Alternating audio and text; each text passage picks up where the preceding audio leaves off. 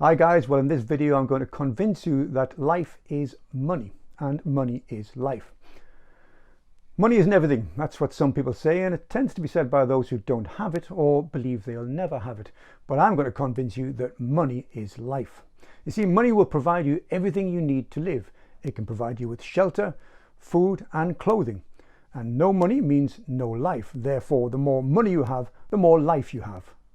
Well, 3 years ago when I was waiting tables in a bar, I remember clearing a particular table and taking the plates into the kitchen. And I said to the chef, the guys at table number 10 said the food was excellent, mate. And without blinking, he said, did they leave a tip? And I said, no, mate, they didn't.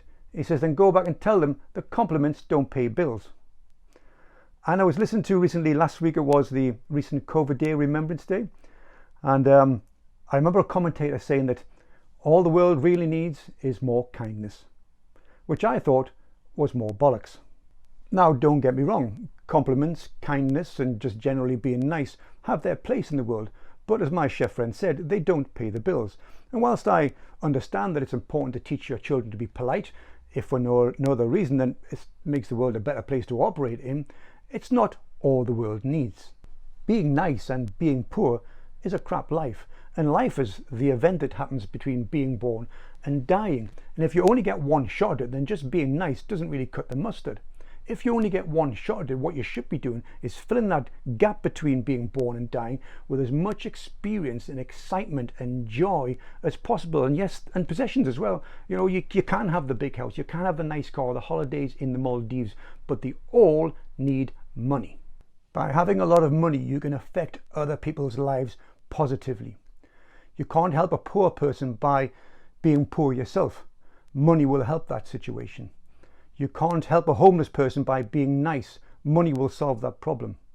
You can't tell a starving person about all the potential they have. It doesn't make them any less hungry.